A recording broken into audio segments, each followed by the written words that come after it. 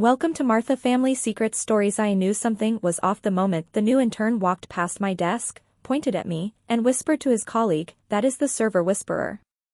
Not Ray. Not Mr. Caldwell. The server whisperer." Like I was some kind of living museum exhibit that still remembered how to talk to machines nobody else could understand anymore. My name is Raymond Caldwell. Everyone calls me Ray. I am 49 years old, and for the past 15 years I have been the person keeping this company's entire network backbone alive and breathing. Used to be, that meant something around here. Used to be, when the servers started making that grinding noise at 2 in the morning, my phone was the first one that rang. Not anymore. Please subscribe and like this video and listen to my story till the end, and let me know which city you are listening from. That way, I can see how far my story has traveled. The new CEO, a young man named Derek Weston, thinks I am a relic. The kid is 28 years old. Fresh MBA from a school with a name he drops into every third sentence. And he has this grand vision about replacing all the legacy resources, that is corporate language for firing anyone old enough to remember when backing up your data meant something more than clicking a button, with AI automation and cloud-based everything. Derek is Thomas Weston's son. And Thomas, he built this company from nothing. Good man, Thomas. The kind of man who knew the value of showing up. Worked his way from a junior sales rep all the way to CEO over 30 years, back when a handshake deal still carried the same weight as a signed contract.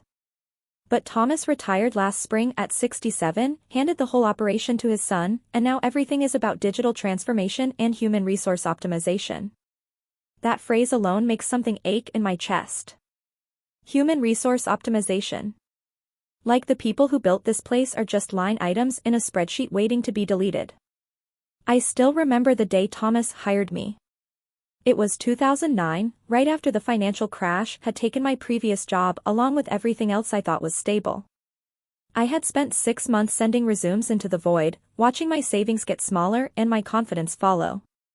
And then Thomas called me in, sat across from me, and said he needed someone who understood that technology was not just about chasing the newest gadgets. He needed someone who understood that the real job was building systems that would not fall apart when things got hard. Those were good years. Real years.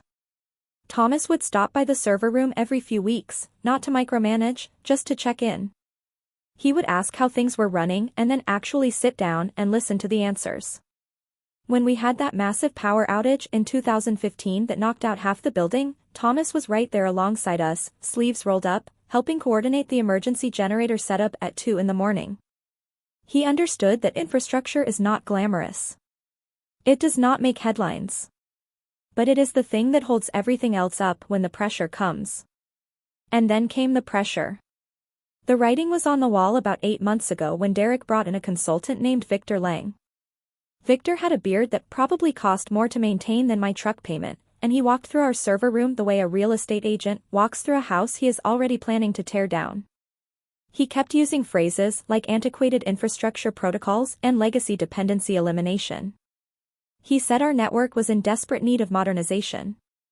He said AI could handle routine maintenance tasks better than any human.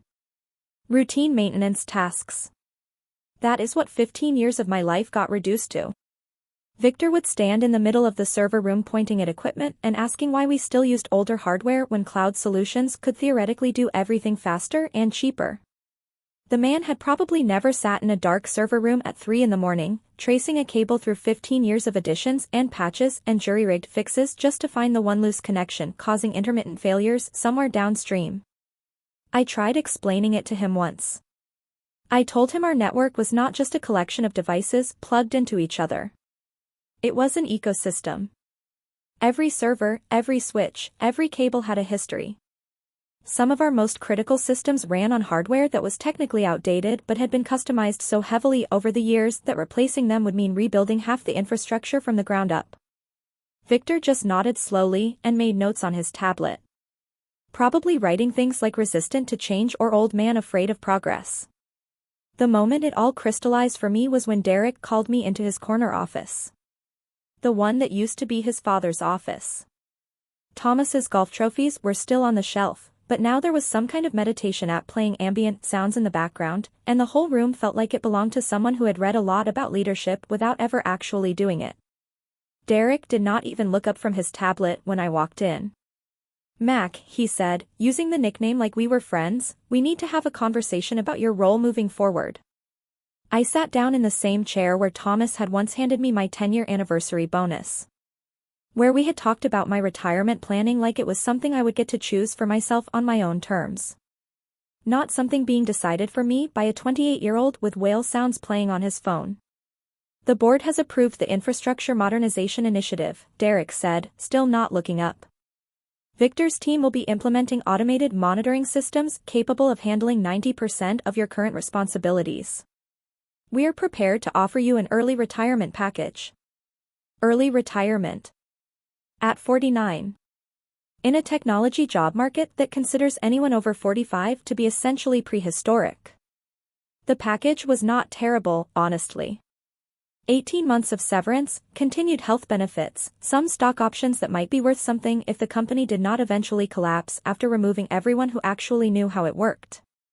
But it was never about the money. It was never about the money. It was about being treated like a human being instead of a piece of equipment that had passed its expiration date.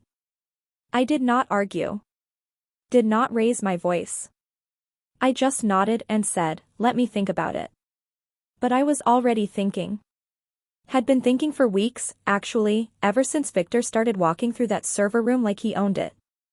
Because here is what Derek and his consultants fundamentally did not understand about what I had built over 15 years. It was not cables and servers and configuration files. It was relationships. Dependencies. Connections that existed not in any documentation Victor could read on his tablet, but in my memory, in my hands, in 15 years of midnight emergencies and quiet fixes and knowing which systems had to be coaxed and which ones could be pushed. And I had decided, very quietly, to make sure that mattered. Stay with me. Because what I planted in those infrastructure contracts, buried in plain sight where nobody thought to look, is the thing that saved this entire company 6 months later. And the look on Derek's face when he finally understood what he had done by trying to replace me, that is a moment I will carry for the rest of my life. Welcome back. I am Ray Caldwell, 15-year network infrastructure veteran, recently informed that I was essentially obsolete, and quietly, carefully, doing something about it. It started with the contracts. Every major client we serviced required signed authorization for any changes made to their data handling protocols. Standard legal language, the kind that covers liability during maintenance windows and system upgrades. Nobody reads it carefully. That is the whole point. It is boilerplate. It sits in the middle of long documents between clauses about data retention and clauses about billing disputes, and it exists precisely because nobody ever expects to need it. What was not standard was the clause I slipped into the contract template about 6 months before all of this came to a head. Right around the time Victor started making his grand modernization plans and Derek started looking at me like a problem to be solved. I buried it in section 7.3.2 of the Technical Specifications Addendum. The section that only someone with senior infrastructure clearance would have any reason to read carefully. The language was precise and unremarkable, which was exactly the point. It read that critical infrastructure modifications and all disaster recovery authorization procedures shall be executed solely by the designated senior infrastructure director or an explicitly documented successor with equivalent system knowledge and verified clearance. I did not bold it. Did not give it its own section header. Did not draw any attention to it whatsoever. I slipped it in between the standard backup procedure language and the data retention policy section, right where a tired paralegal reviewing contracts at 4 p.m. would pass right over it. Legal approved it without a second glance. Why would they question it? I was the senior infrastructure director. The clause simply formalized what was already true. I was the only person in the building with the knowledge and the clearance to make major changes to our core systems. The beautiful thing about infrastructure contracts is that they are exactly like insurance policies. Nobody reads them carefully until something goes wrong. And in the technology business, something always, eventually, goes wrong. Over the following months, I made sure that clause found its way into every new contract we signed. Client renewals, vendor agreements, service-level contracts, anything and everything that touched our infrastructure requirements. Each time, legal rubber-stamped it as standard language. Each time, the client signed without question. By the time Victor's automation project kicked into full gear, I had that legal protection embedded in contracts covering roughly 60% of our annual revenue. Not that I was planning to use it. It was just there. Just in case. Meanwhile, Victor was having the time of his life redesigning everything I had spent 15 years building. He brought in a team of junior consultants, all bright-eyed young people with impressive degrees in cybersecurity and cloud architecture, all absolutely certain they could modernize our legacy systems in a matter of months. They spent weeks mapping our network, creating beautiful flowcharts and architecture diagrams that looked stunning in PowerPoint presentations, and missed roughly half of the actual connections. They installed monitoring software that could track hundreds of performance metrics in real time but could not tell the difference between a hardware failure and a scheduled maintenance window that had been running quietly every other Sunday night for 11 years. They set up dashboards full of colorful performance graphs, and Derek ate every bit of it up. He started talking about Victor's team like they were reshaping the entire industry. The thing is, and I will give credit where it is due, some of what they did actually worked. The new monitoring tools did catch certain issues faster than my old manual methods. The automated patch management system did reduce downtime during routine updates. The AI-driven traffic analysis did flag some bottlenecks I had honestly stopped noticing because I had been working around them for so long they had become invisible to me. But they were solving the easy problems. The routine, predictable, pattern-following problems that happen every day and show up clearly in the data. They were not preparing for the other kind. The once-in-a-year catastrophe that does not follow any documented pattern and requires someone who understands not just how the systems are supposed to work, but how they actually behave at 2 in the morning when 3 things fail simultaneously and the manual is completely useless. My colleague Dennis Park, our CTO, saw it too. Dennis had been around nearly as long as I had. We started having quiet conversations over coffee, the kind where you are not quite saying what you mean but both people understand perfectly. "How is the retirement planning coming along?" he asked one morning, stirring sugar into his coffee like it required his complete attention. "Still thinking about it," I said. "You?" "Same. Though from what I am hearing, thinking about it may not be an option much longer." He was right.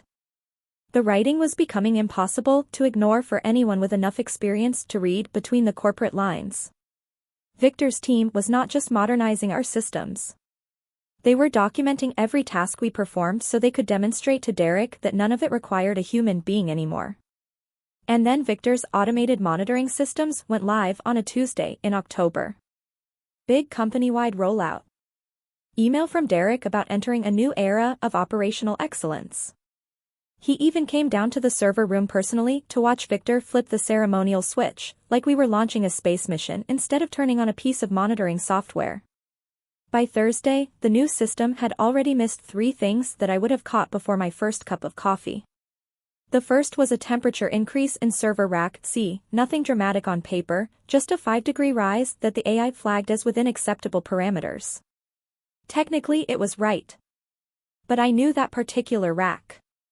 It had always run warm, even under ideal conditions. A 5-degree spike in that specific rack meant a cooling fan was beginning to fail, and if you knew the history, you knew that rack going down would take 4 database servers with it. The AI did not know the history. It just saw a number that was still inside the acceptable range. I did not report it. It was not my job anymore, according to the new protocols. The second thing was a pattern in our external firewall logs. Someone was probing our network. Sending small, carefully measured packets to different ports, quietly mapping our topology. Classic reconnaissance behavior, the kind of slow and patient work that takes weeks to complete but gives an attacker a complete blueprint of your infrastructure before they ever make their actual move. Victor's system logged it as routine external traffic because the volume stayed under the threshold his team had programmed and it did not match any known attack signature in their database. But I had seen this pattern before. Slow, methodical, professional. This was not an opportunistic script running automated scans. This was someone who knew what they were doing and was taking their time to do it right. I did not report that either. Not my responsibility anymore. The third thing was a backup verification failure. Our automated backup ran every night, copying critical data to off-site storage. Victor's dashboard showed green lights across the board, backup completed successfully, all files transferred, no errors detected. Except the verification hash was wrong. The backup had completed, yes. But the files were being corrupted during transfer. Not obviously corrupted, the kind that would show up on a simple inspection. They would open normally, display normally, appear completely fine. But try to restore from them during an actual emergency and you would discover that roughly 30% of the data was irretrievably damaged. I had seen this exact failure 3 years earlier. Tracked it down to a network timeout issue that occurred when our internet connection got congested during peak hours. Fixed it by adjusting the transfer protocol settings and rescheduling the backup window by 2 hours. Nothing complicated. But it required knowing the history, and Victor's AI did not know the history. 3 things. 3 failures sitting quietly in the background, invisible to the systems that had been brought in to replace me. And I said nothing. I sat at my desk and I said absolutely nothing. Come back for part 3. Because the morning the attack came, the morning the whole company started to fall apart in real time, is the morning I sat at my desk eating a ham sandwich and watching it happen. And what I did next is something Derek Weston will never forget for as long as he runs a company. If you are just joining me, my name is Ray Caldwell, and I have spent 15 years building a network infrastructure that a 28-year-old CEO decided could be replaced by automation. I planted a single clause in our contracts 6 months ago. And then I waited. Friday afternoon before it all happened, Victor held a department-wide presentation. He had a PowerPoint deck with charts showing how his AI systems were handling routine tasks 40% faster than manual processes. Graphs demonstrating reduced response times and improved uptime metrics during the 2 weeks they had been running. He was not wrong about the numbers. The AI was faster. It just was not smarter. He clicked to his final slide, a picture of a rocket ship launching with the words "The future is now" in large bold letters. Questions? He asked, smiling the way people smile when they are hoping nobody actually has any. Dennis raised his hand. What about edge cases? Scenarios that fall outside the programmed parameters? Great question, Victor said, which is consultant language for I was really hoping nobody would bring that up. The beauty of machine learning is continuous adaptation. The more data it processes, the better it becomes at handling exceptions. But what if something happens that has never happened before? Dennis pressed. Something entirely outside the training data? Victor smiled the patient smile of someone who has decided the person asking questions simply does not understand progress. That is exactly why we have escalation protocols. The system flags anything it cannot resolve and routes it to the appropriate human resources. Human resources. Not human experts. Not people with institutional knowledge and 15 years of scar tissue from real emergencies. Just human resources. Like we were spare parts sitting in a supply closet. I knew what was coming. Had known for weeks, watching those firewall logs, seeing the reconnaissance pattern build slowly and patiently day after day. Someone had been studying our network from the outside with tremendous care and discipline. Mapping every server, every dependency, every pathway. The automated systems kept classifying it as routine traffic because it never crossed their volume thresholds and never matched a known attack signature. But I had seen this methodology before. Old-school ransomware groups operate this way. They spend months learning a target before they ever make a move. And when they finally do move, they move with surgical precision. Monday morning, I came in early. Old habit from 15 years of being the person who cleaned up weekend disasters. I got a cup of coffee from the break room machine, the one that had been broken for 6 months until I finally just fixed it myself because the facilities team kept saying they would get to it eventually. I sat at my desk. I opened my personal laptop instead of the company terminal. I had some woodworking videos saved that I had been meaning to watch. I was building a tool cabinet in my garage workshop. Seemed like a perfectly reasonable way to spend a quiet Monday morning while Victor's AI systems handled everything else.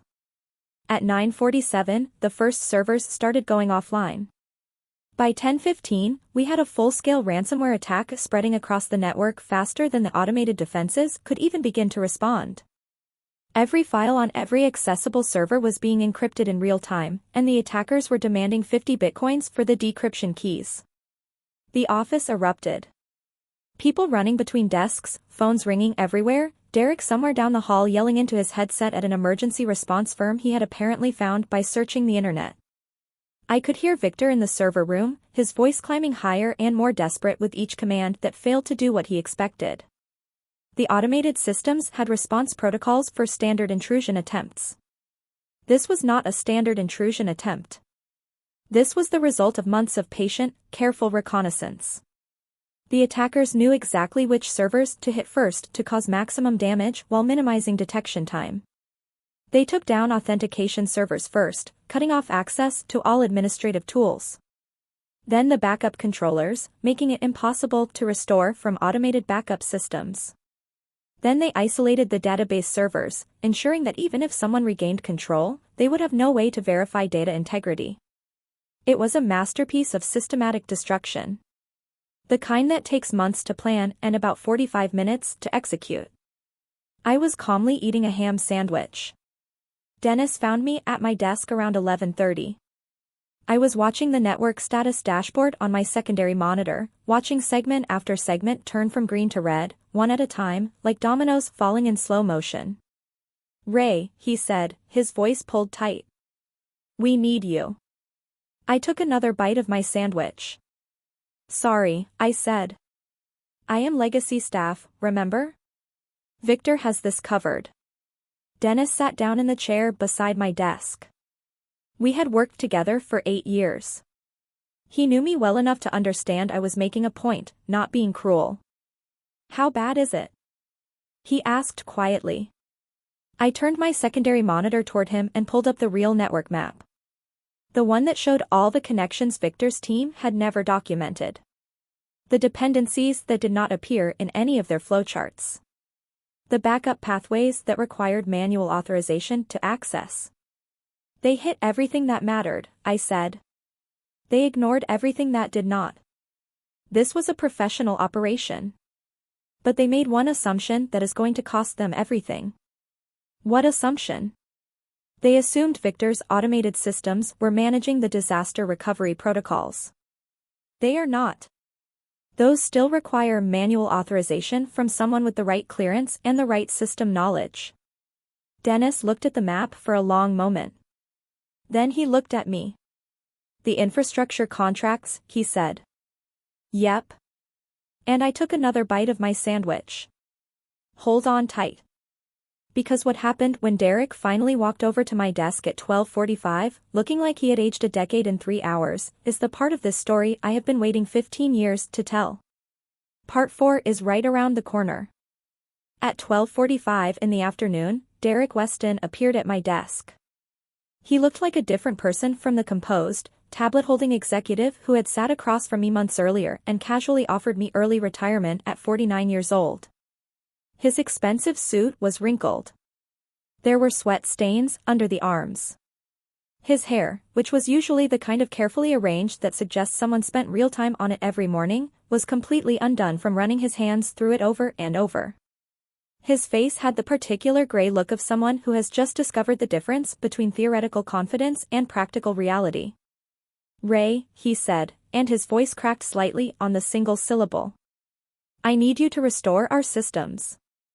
I leaned back in my chair. Finished the last bite of my sandwich. Wiped my hands on a paper napkin with the kind of deliberate calm that I will admit I had been rehearsing in my imagination for about 6 months. "Cannot do it, boss," I said. "Victor's team is handling infrastructure now. I am just waiting for my retirement paperwork to come through. This is not the time for games, Ray. No games. I genuinely cannot authorize disaster recovery protocols without the proper documentation. Company Policy. Section 7.3.2. Derek's face moved from pale gray to a deep, frustrated red. What documentation? I opened my desk drawer and pulled out a printed copy of the infrastructure contract, the clause highlighted in yellow. I had printed it 2 weeks earlier. I had been carrying it in my desk since then. I set it on the desk between us and smoothed it flat with one hand. This one, I said. Section 7.3.2. Critical infrastructure modifications and all disaster recovery operations require authorization from the designated Senior Infrastructure Director with verified equivalent system knowledge and clearance. That is you. Was me. But according to Victor's organizational restructuring documentation, that position no longer exists in the current structure. I have been reclassified as a legacy resource consultant pending transition. I do not have the organizational authority to make system-wide changes. I am sorry. I genuinely am. The silence that followed was long enough for both of us to clearly hear Victor in the background, explaining to someone on the phone in an increasingly panicked voice why the automated failover systems were not responding the way they were designed to respond. His voice had completed its journey from confident to confused to desperate. What do you want? Derek finally asked. His voice was quiet now. The executive performance was completely gone. It was just a person asking a question. I stood up. Straightened my jacket. Looked him directly in the eye for the first time since he had offered me a package to disappear. The same thing I wanted 6 months ago when you called me into your father's office, I said. Respect. Recognition that 15 years of institutional knowledge is not a line item to be optimized away. And a seat at the table when decisions are being made about systems that I built with my own hands. 20 minutes later, Monica Hale from legal arrived at my desk with emergency documentation already drafted, naming me acting Senior Infrastructure Director with full system recovery authorization, effective immediately. She had clearly moved through every internal procedure at a speed that probably bent several company policies. But sometimes an emergency requires a creative interpretation of process. I did not gloat. Did not make a speech. Did not look at Derek and say anything at all. I simply picked up my personal laptop, walked into the server room, pulled up a terminal, and started typing commands that did not exist in any documentation Victor's team had ever seen. The recovery took 6 hours. Not because it was technically difficult, but because I did it correctly and methodically, verifying each step before moving to the next, checking dependencies that were not in any manual, bringing systems back online in the exact sequence that 15 years of experience told me was the only sequence that would work. Authentication servers first, then the core network switches, then the database controllers in a specific order, then the backup systems that the attackers had assumed were neutralized but had never actually reached because they required manual authorization from someone with my clearance.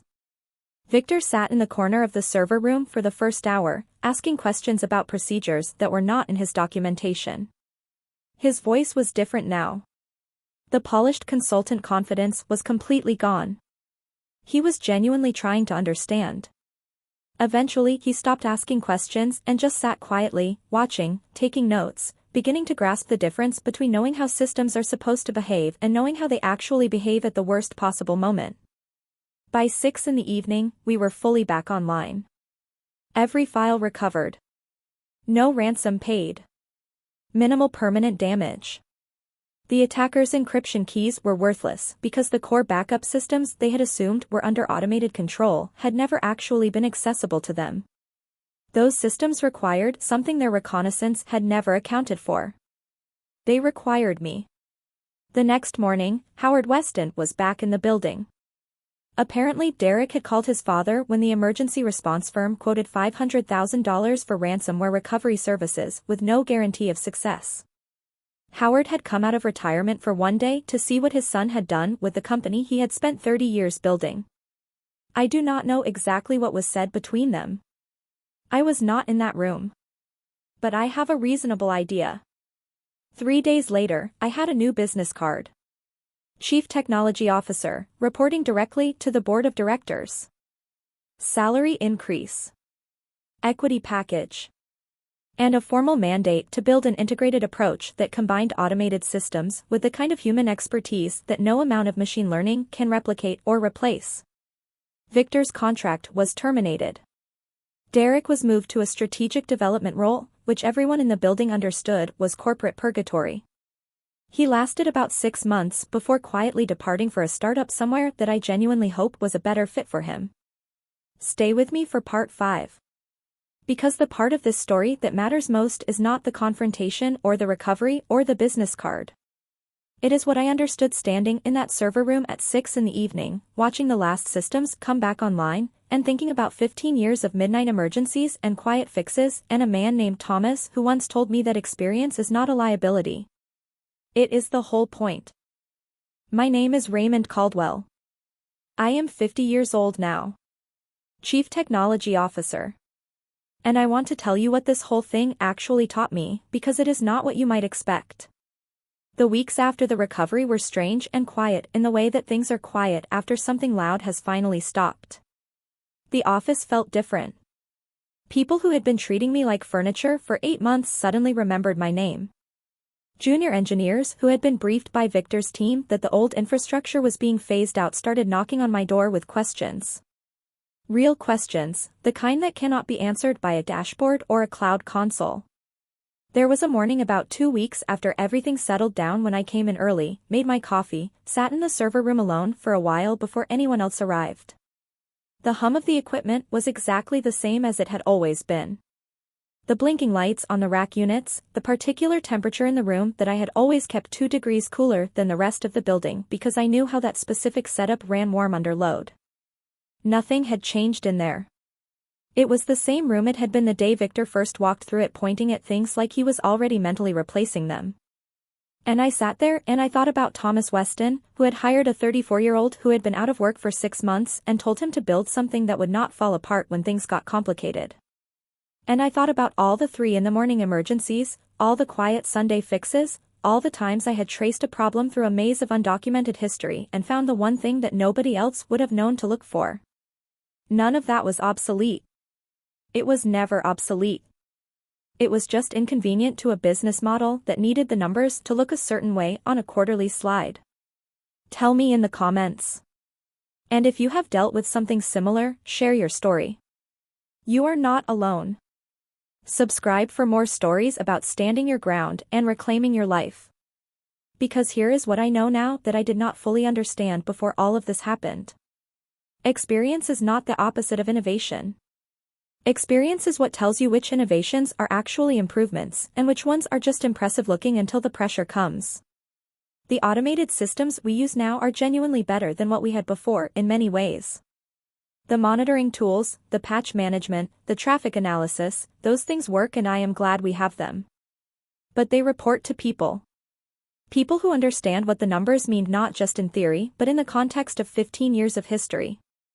People who know which temperature spike is routine and which one is telling you something is about to fail badly. We brought in 2 junior engineers after everything settled. Young people, sharp and talented and full of the kind of energy that makes you remember why you got into this work in the first place. I spent 3 months walking them through the network the way Thomas Weston once walked me through what it meant to build something that lasts. Not just the documentation, not just the flowcharts, but the stories. The why behind every unusual configuration. The history inside every undocumented workaround. The scars. One of them asked me once, about 4 months in, why I had never just updated the documentation when I made those kinds of fixes over the years. And I told her the honest answer, which is that sometimes you are so deep in the emergency that documentation feels like paperwork you can do tomorrow, and tomorrow keeps becoming the next day. And she nodded and laughed a little and said, so basically the whole thing runs on institutional memory. And I said, yes. That is exactly what it runs on. Never let anyone convince you otherwise. Dennis Park is still here too. Still CTO alongside my new role. We still have coffee in the mornings, and the conversations are different now. More direct. Less reading between lines. We talk about the new engineers, about the systems we are building together that actually account for human knowledge instead of trying to eliminate it. Sometimes we laugh about the way Victor used to walk through the server room with his tablet. Not meanly. Just the way you eventually laugh about things that once made your stomach drop. The gray folder, the contracts, the buried clause in section 7.3.2, that is all still in the filing cabinet in my office. I do not need it anymore. But I keep it there because it represents something important to me. It represents the moment I decided that 15 years of showing up, 15 years of 3 in the morning and quiet Sunday fixes and knowing every scar on every server, it was worth something. Worth fighting for. Worth protecting. If you are reading this or listening to this and you are in a field where they keep talking about automating your job away, where they keep using phrases like legacy resource or outdated methodology or human resource optimization, I want you to hear this part clearly. You are not outdated. You are not a liability. The thing you carry in your head, the patterns you recognize that nobody else can see, the history you have lived through, that is not something that can be downloaded or installed or prompted into existence. It was built the only way it can be built. One emergency at a time. One midnight fix at a time. One problem solved not because the manual said so, but because you knew from experience what the manual had never accounted for. Sometimes the best insurance policy is not a retirement plan. Sometimes it is making sure you are the only person who knows where all the switches are. And sometimes the most powerful thing you can do when someone tries to write you off is simply stay calm, eat your sandwich, and wait for the moment they figure out what they threw away. The company is doing well. Better, actually, than it was doing under the old model. Not because experience won and automation lost. Because we stopped pretending they were enemies and started treating them as what they actually are when you put them together properly. Complementary. Each making the other stronger. I still come in early some mornings. Still make the first pot of coffee. Still spend a few quiet minutes in the server room before anyone else arrives, just listening to the equipment hum and making sure everything sounds the way it should. Old habits from 15 years of being the person who had to clean up when something went wrong. The difference is, now when I listen, I am not just checking for problems. I am listening to something I helped build. Something that is still standing. Something that, when the pressure finally came, turned out to be exactly as solid as I always believed it was. And that, when everything else is stripped away, is enough.